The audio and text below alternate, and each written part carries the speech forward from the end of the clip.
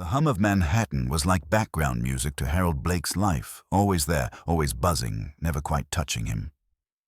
He stepped up to the counter of a corner market, bottle in hand, his expression carved from ice. "Excuse me," he said, placing the glass bottle on the counter, his voice measured and clipped. "I ordered still water, not sparkling." The cashier, a young woman who looked fresh out of college, blinked at the receipt in her hand, already flustered. I'm sorry, sir. I thought you thought wrong." Harold interrupted, his tone still calm but slicing through her words like a scalpel. "And now I'm late for a meeting." He didn't raise his voice. He never had to. His presence did the shouting for him. Standing over 6 feet tall in a tailored navy suit, he looked like he'd walked out of a magazine ad titled The Art of Power. Behind him, the line was beginning to stir. New York's signature impatience rolled in muted sighs, not so subtle, head turns a shuffle of annoyed feet. But Harold didn't care. Precision was his standard. Errors, no matter how minor, were unacceptable. And then, it happened. "Sir, could you pretend to be my daddy just for one day?" The voice sliced through the tension like sunlight cracking open a storm cloud. It was small, high-pitched, innocent. Harold turned confused. A little girl stood just a few feet away. Maybe 6 years old. Her cheeks were flushed and her golden curls bounced around her face like they had minds of their own. She wore a faded pink hoodie, neon socks that didn't match, and an expression of raw, terrifying sincerity. Behind her, a woman rushed forward, breathless panic written all over her face. "Anna," she gasped, crouching to pull the child close. "Sweetheart, you can't run off like that." The woman looked up at Harold, clearly mortified. Her hair was blonde and unruly, caught in a loose braid that had seen better days. She wore a beige coat frayed at the sleeves and shoes that told stories of long days and longer nights. "I'm so sorry," she stammered. "She just blurts things out sometimes." "She didn't mean—" "Yes, I did," Anna interrupted. Her voice was clear and steady, like she had rehearsed this moment in her heart 1,000 times. "Tomorrow is Daddy Day at school, and everyone's bringing their daddies. I don't have one. But I thought, maybe he could help." Harold stared at her. For a man who controlled billion-dollar accounts, commanded boardrooms, and never stumbled on a word, he was suddenly speechless. The line behind him faded. The world seemed to hold its breath. Hannah, the woman her name revealed in a moment of quiet vulnerability, tried to usher her daughter away again.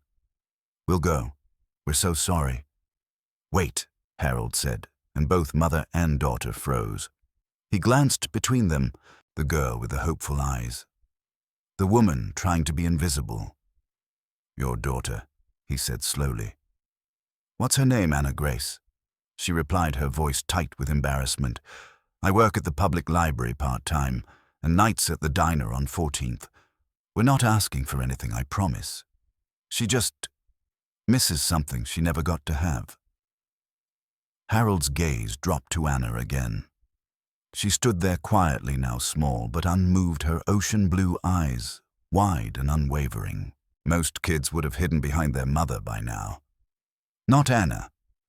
She faced Harold like he was the only person who mattered in the world. "What happened to her father?" he asked softly. "He passed away when she was 2. Car accident. She doesn't remember him." There was no pity in Hannah's voice, only the kind of honesty that comes from having no room left to pretend. Harold inhaled sharply. His thoughts drifted somewhere, memories not yet invited. Reflections in polished windows, the silence of a penthouse at night. Echoes of footsteps that never paused for anyone.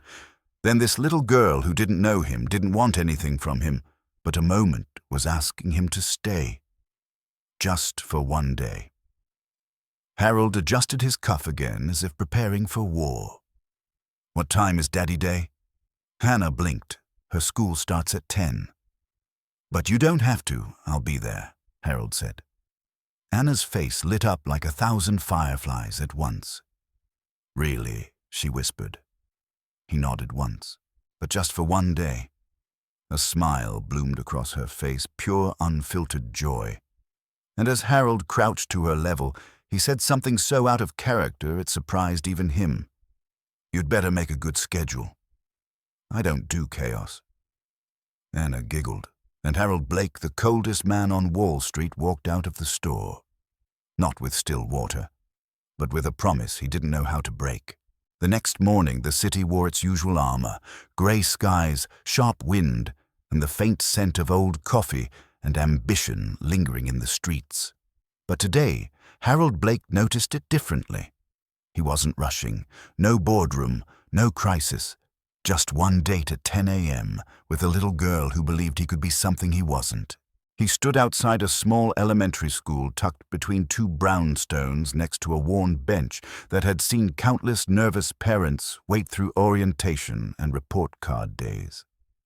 Hannah sat beside him, clutching a paper cup of lukewarm coffee like it was her only source of warmth. She hadn't slept well. He could tell. Her eyes were puffy, her braid looser than yesterday. But there was something graceful in how she sat, tired but not defeated. She doesn't really know what it means, Hannah said quietly, breaking the silence. Having a dad, I mean. She was just a baby when he died. Harold followed her gaze. Anna was skipping down the curb like it was a tightrope, her arms outstretched. Her tiny backpack bounced with each step. In her hair, a yellow ribbon, crooked but proudly worn, fluttered like a flag of defiance. She notices, though, Hannah continued, even if she doesn't remember. Kids see the empty chairs, the hugs they don't get. They always know when someone's missing. Harold nodded once slowly. She's bright. She's everything, Hannah whispered almost to herself. Harold didn't respond. He kept his hands folded neatly in his lap, watch glinting beneath the cuff of his coat. I didn't mean for her to put you on the spot yesterday, Hannah added. She's different, special. But sometimes she feels the spaces more than other kids do. I don't do kids, Harold said, blunt as ever. I didn't think you did, Hannah replied, almost smiling, which is why I'm still trying to figure out why you said yes. He looked at her, then really looked. There was exhaustion, yes, but beneath that, something ironclad. A quiet resilience. The kind that doesn't break, just bends and bends and bends until the wind dies down. I'm trying to figure that out myself, he said, his voice lower than before. Just then, Anna bounded back, breathless and beaming. Come on, she shouted. It's almost time. They said bring your daddies into the playroom. Harold rose. His coat fell neatly into place, shoulders square, spine straight. This was unfamiliar territory for him, sticky fingers, tiny chairs, glue sticks, but for some reason, he didn't resist. As they walked inside, Anna slipped her small hand into his. She didn't ask. She didn't look up. She just knew he'd hold it. Inside, chaos reigned in the best way possible. Colorful posters lined the walls. Kids ran from corner to corner like ping-pong balls in sneakers. Fathers crouched next to train sets and Play-Doh stations. Someone was already crying. Another was reading in an exaggerated monster voice. Harold stuck out like a sore thumb. A sore, crisply pressed navy blue thumb. But Anna didn't care. She marched him straight into the storm like he belonged. This is my daddy, she declared to the room voice, proud and sweet. Just for today. Heads turned. Some parents blinked. One mom near the door whispered something to her friend, but Harold didn't flinch. He was used to attention. He just wasn't used to it meaning something. The teacher, Ms. Lynn, a round-faced woman in a sunflower-patterned blouse, came forward and extended her hand. Mr. Blake, Harold replied, shaking it. Harold Blake. Ms. Lynn blinked twice. Recognition dawned, but to her credit she said nothing more than, "We're so glad you could join us." From there it was a whirlwind. Anna tugged him through every activity. Harold tried his best to keep up stiffly, painting rainbows, cutting lopsided shapes, and narrowly avoiding glitter disasters. She made him wear a crown, construction paper, glitter, glue, and crooked stickers. He winced, but he wore it. He drew the line at singing time. Barely. At the Play-Doh table, Anna sculpted a tiny family. A girl with a ponytail, a woman with long yellow hair, and a tall, suited man with glasses made of blue clay. "That's us," she whispered. "Just for today." Harold stared at the figures. His jaw tightened. Then came story time. The children gathered on beanbags. Fathers sat cross-legged, some uncomfortably opening board books with eager hands. Anna climbed into Harold's lap like she'd done it 100 times before. She handed him a book she'd made herself. On the crayon-covered front, "My Daddy is a Superhero." Harold hesitated. "Read it," she whispered. He cleared his throat. His voice, usually used to convince board members and sway markets, softened unexpectedly. "He has secret powers. He can open stuck jars, and he knows how to scare monsters away." Halfway through, Anna leaned her head against his chest. Her eyes fluttered shut. "You feel safe," she mumbled, "like a real daddy." Harold didn't move. His heart beat in a rhythm he hadn't known it was capable of. It felt exposed and oddly peaceful. He looked up. Outside the window, Hannah stood watching, her hand pressed to the glass. Her eyes shimmered. She didn't knock, didn't wave. She just watched. Watched the man she had met less than 24 hours ago read her daughter a story like it meant something. Like she meant something. And Harold, for the first time in years, wondered if he'd spent so long building walls that he forgot what it felt like to be on the inside. The next day arrived with the hush of early snow, soft, steady, almost sacred.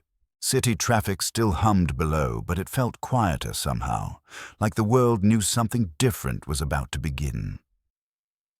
Inside the preschool, the words "Daddy Day" hung above the classroom in uneven crayon letters.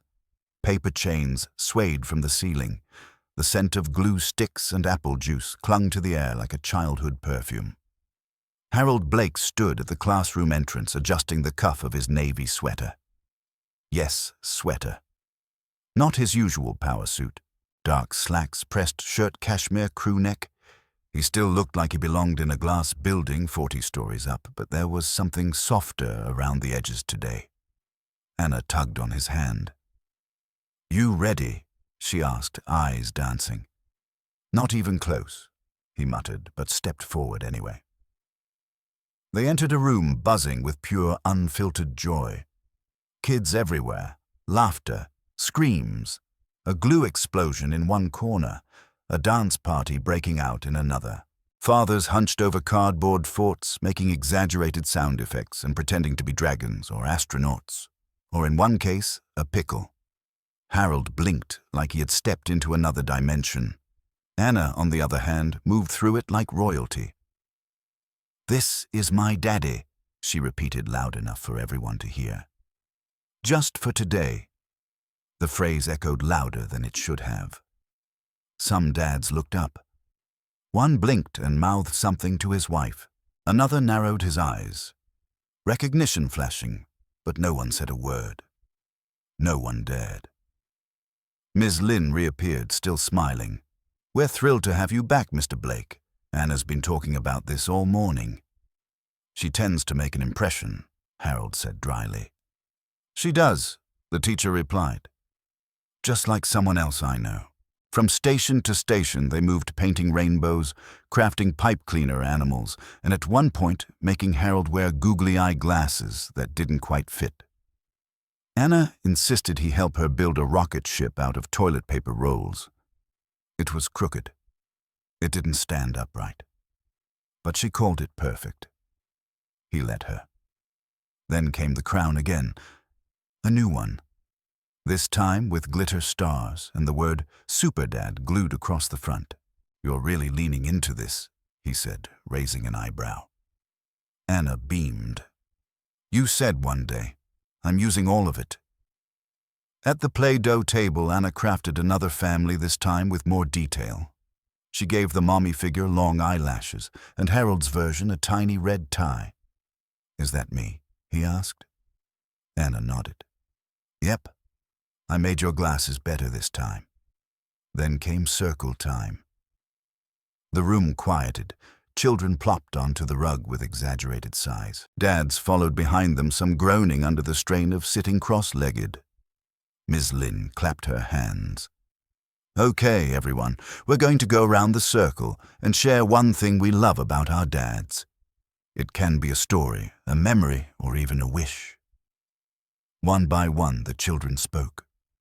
Some silly, some sweet. "My daddy makes the best spaghetti. My daddy has the biggest burps. My dad lets me watch cartoons when mommy says no." Then it was Anna's turn. She stood. Her hands shook slightly, but her chin lifted. "My daddy takes me on adventures," she began. "We walk through cities and have tea with invisible tigers. He wears a cape under his work clothes. He scares away closet monsters. The room's stilled. He reads me stories that make me dream, and he laughs when I laugh." Harold couldn't breathe, and sometimes her voice trembled just barely. "Sometimes he shows up right when I need him." Silence. A sacred pause. She sat back down, small hand finding his. Harold squeezed it, harder than he meant to. Outside the classroom, Hannah stood behind the window, clutching Anna's forgotten lunchbox. She'd meant to drop it off quickly, unnoticed, but when she saw Harold kneeling on the rug wearing a glitter crown, holding Play-Doh hands, she couldn't move. Then she heard her daughter's voice. Each word cracked something open. Tears welled and spilled before she could stop them. She pressed her palm to the window, not to knock, not to get his attention, just to feel something real. Inside, Anna leaned her head against Harold's arm. "You're doing really good," she whispered. Harold blinked. His throat burned. Words refused to come. Something inside his chest, something ancient and tightly wound, had snapped. Not in pain, in release. He wasn't pretending. He didn't feel like a placeholder anymore. He felt like a father, and for the first time in a long time, that didn't terrify him. That evening, the city glowed in twilight windows, flickering to life one by one as the world wound down. But Harold Blake wasn't at a boardroom or behind his desk reviewing quarterly projections. He was standing outside a small bistro one he didn't even know existed until Anna pointed at it on the way home and gasped, "They have the crunchy mac and cheese." He made a dinner reservation. For 3. No assistants. No contracts. Just 3 chairs, one tiny menu with crayon doodles, and a girl who had turned his world inside out in less than 24 hours. As they walked in, Anna skipped ahead, her golden curls bouncing with each step. Hannah followed more slowly, clearly unsure how to interpret this man now holding doors and asking for crayons. They sat at a corner table near the window. Candlelight flickered softly. A quiet warmth settled around them. Anna was already bouncing in her seat, flipping through the kids' menu. "Do they have mac and cheese with the crunchy bits on top?" she asked.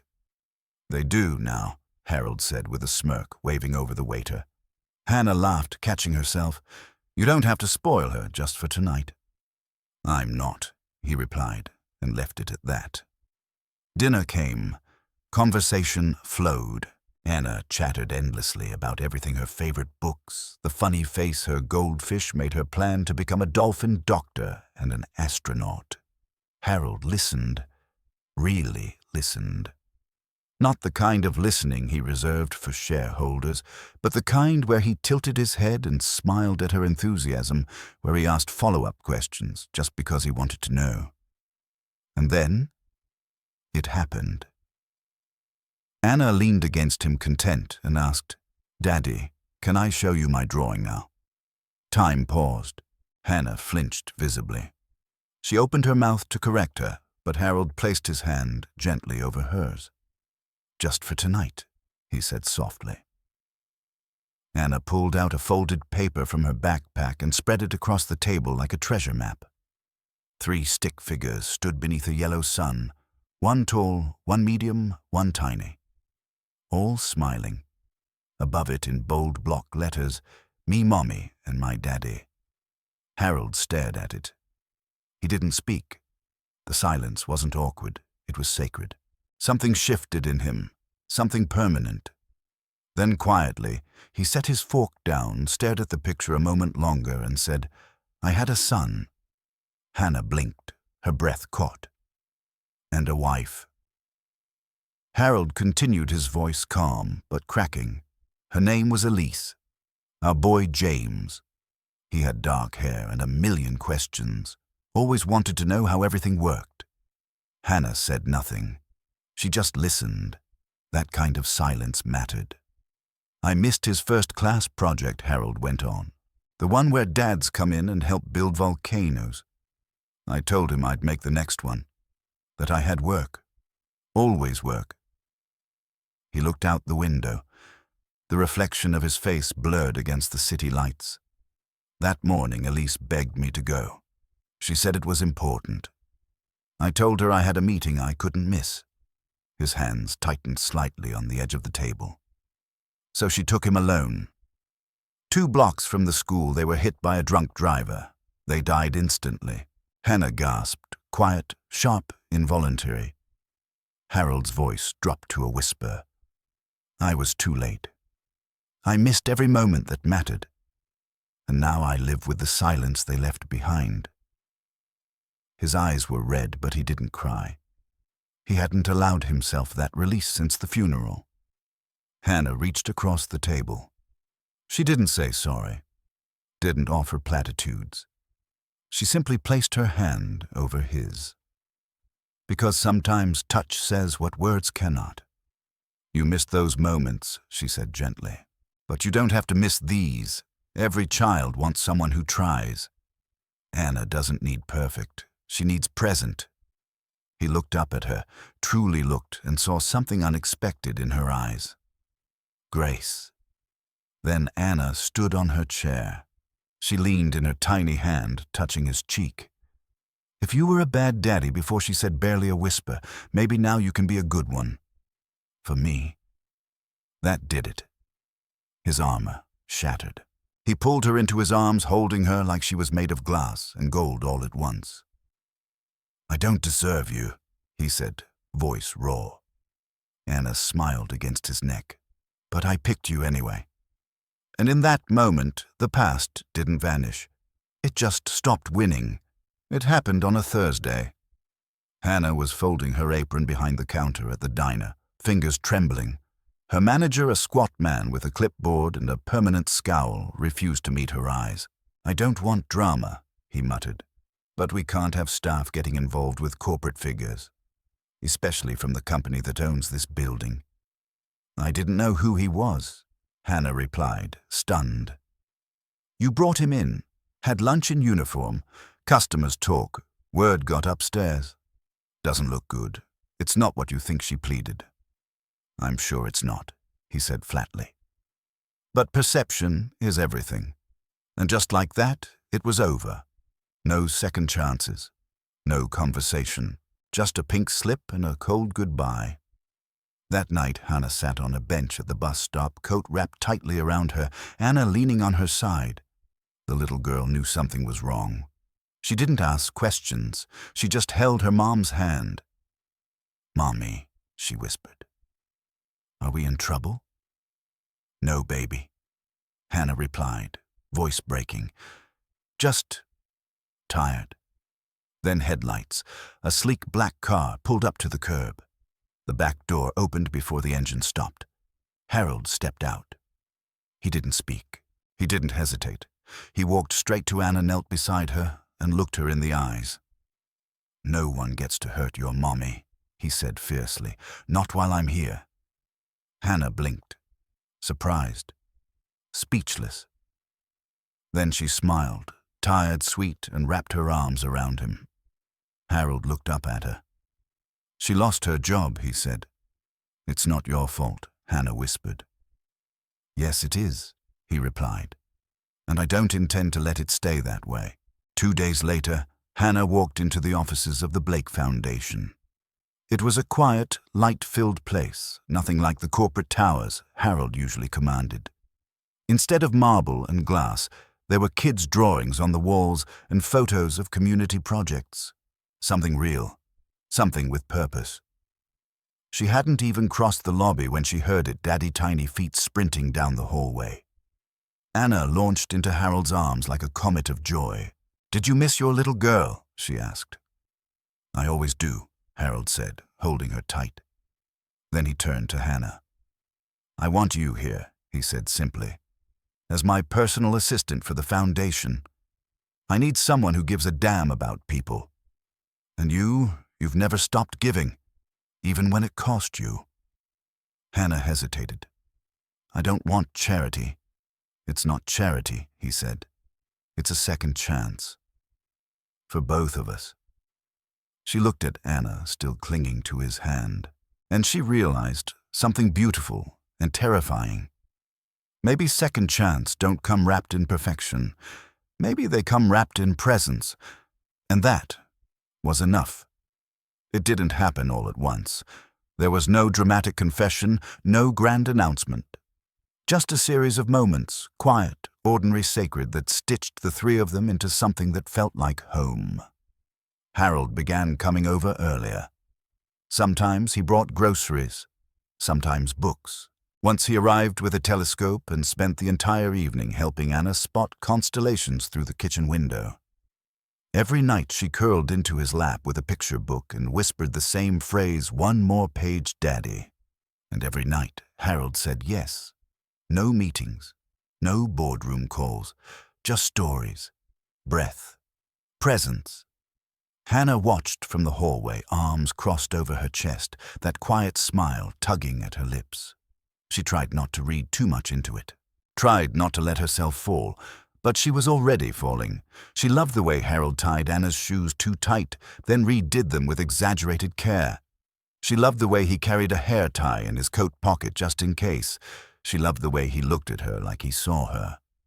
Not as a single mom, not as someone struggling, but as someone worth knowing. And that terrified her, because she had known hope before, and she had known what it felt like when it slipped right through her fingers. One Friday evening, Anna came home from school quieter than usual. She pushed her dinner away, then leaned into Harold on the couch, her face pale-eyed, dull. Sweetheart Hannah knelt beside her. "What's wrong? My tummy hurts," Anna whispered. An hour later, her fever hit 103. Hannah panicked, cold compresses, phone calls, frantic searches for symptoms. Harold stayed calm until Anna began to cry in her sleep. Then he wasn't calm anymore. He sat by her bed, holding her hand, brushing damp curls from her forehead. "It's okay," he whispered. "You're safe. I've got you." But then Anna stirred. Her voice came in a whimper, barely audible. "Don't leave me too, Daddy." Harold froze. The words shattered him. He hadn't cried in years, not after the funeral, not in the silence that came afterward, but now as this tiny girl clung to him like he was her anchor, he broke. Tears slipped silently down his cheeks. "I'm here," he choked out. "I'm not going anywhere. I promise." He stayed the whole night, didn't move, didn't sleep, just held her as her fever finally broke with the morning light. When Hannah entered the room at dawn, she found them like that. Anna asleep, Harold pale, eyes red, shirt soaked with sweat and tears. He looked up at her, something raw in his expression, something unguarded. She didn't speak. She didn't need to, because she knew in that moment he wasn't pretending anymore. And none of them would ever be the same again. They hadn't seen him in years. Daniel Marks, Hannah's brother-in-law, the only living relative from her late husband's side, showed up on a Sunday morning like a storm no one asked for. He stood on the porch in a suit too crisp to be casual, his expression tighter than the knot in Hannah's stomach. "I heard," he said, voice low, "that you're letting some CEO play house with my niece." Hannah folded her arms. "You've never even met her?" "Exactly," he replied. which is why I want to change that. What I'm filing for legal guardianship." The air vanished from Hannah's lungs. "You think a billionaire can give her what she needs?" "Stability morals," he sneered. "You're not thinking clearly. You're just desperate." Harold stepped into the doorway, then silent, and still fists clenched at his sides. And in that moment, Hannah knew everything they had built could be ripped apart. The courtroom was cold, unforgiving. Wooden benches lined with strangers sat like quiet judges themselves. The actual judge, robed and tired, sifted through paperwork at the front. Anna sat beside Harold at the long table, her tiny fingers gripping his hand so tightly her knuckles turned white. Across the aisle sat Daniel. Stern, polished, calculated. He leaned forward, gesturing with a perfectly rehearsed hand. "This man," he said, nodding toward Harold, "is not family. He's a wealthy outsider who's known this child for what, weeks, months. I want what's best for Anna. And that starts with blood." There were murmurs in the courtroom. Hannah sat frozen, breath shallow. Then the judge raised a brow. "Mr. Marks," he said slowly, "does love matter in this court?" Daniel blinked. "Excuse me," the judge repeated. "Does it matter?" Daniel hesitated. "Of course it does. But love doesn't replace responsibility or biology." The judge nodded thoughtfully, and then a sound. Soft, barely audible. A chair moved. A small figure stood. Anna. She wobbled as she walked to the center of the room, still clutching Harold's hand. The bailiff moved to stop her, but the judge held up a hand. "Let her speak." Anna turned, facing the judge, her voice small but clear. "My name is Anna Grace," she said, "and I already have a daddy." Gasps. Daniel sat back, stunned. "He reads to me every night," Anna continued. "He holds my hand when I'm scared. He makes Mommy smile, and he never makes me feel small." Her voice trembled, but she didn't stop. "I don't want a new one. I already picked him." Harold blinked, tears rising, but held back. The judge leaned back, exhaled slowly. "In light of the demonstrable bond between Mr. Blake and the minor," he said, "in the absence of any prior relationship between Mr. Marks and the child, this court denies the petition for guardianship." A breath escaped Hannah's lips. Anna ran back to Harold, throwing her arms around him, and for the first time in his life, Harold didn't feel like a man pretending to protect a child. He felt like a father. Fully. Finally. Forever. The letter came a week later. Cream-colored envelope. Embossed seal. Prestigious institute.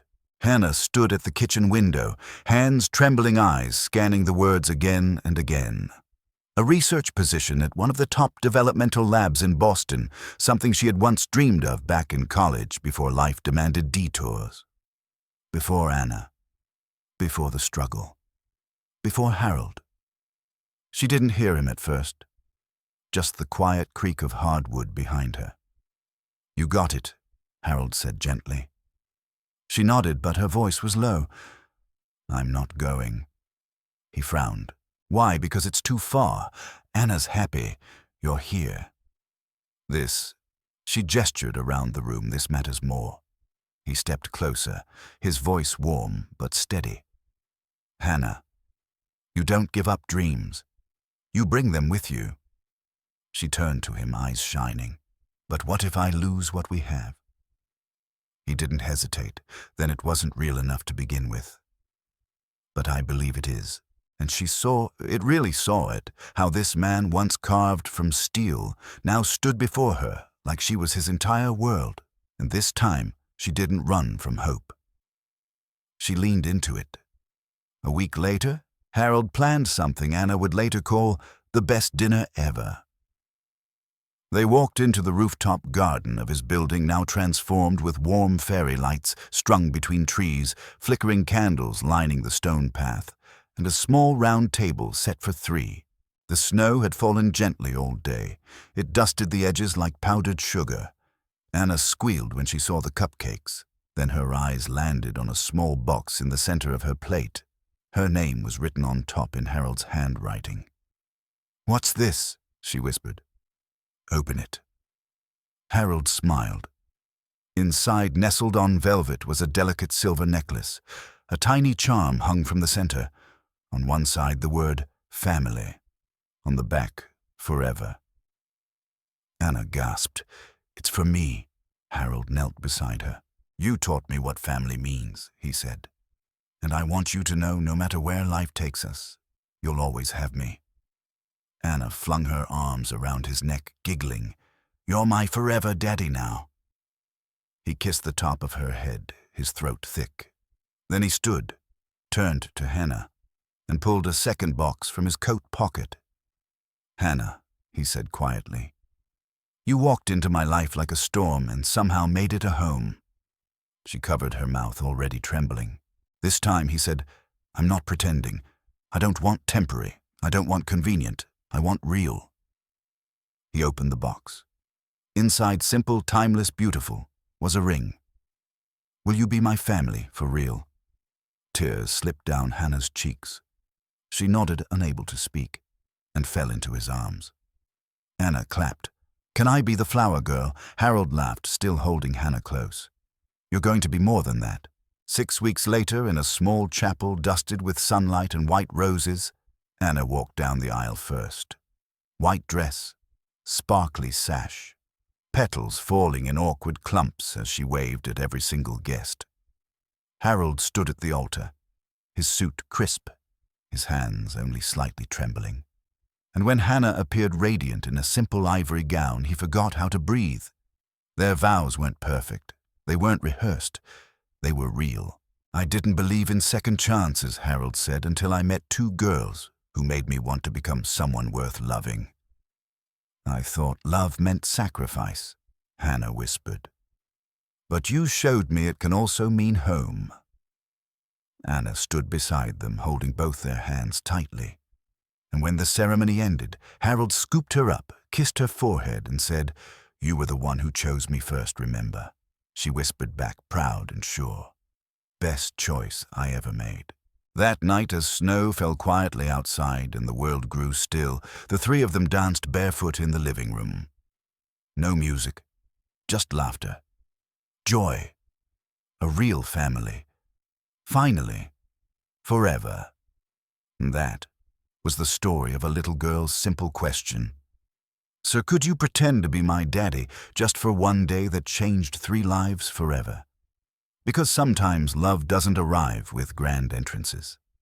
Sometimes it whispers, through a child's voice, through quiet dinners, through second chances. And sometimes the family you need isn't the one you're born to, it's the one you choose.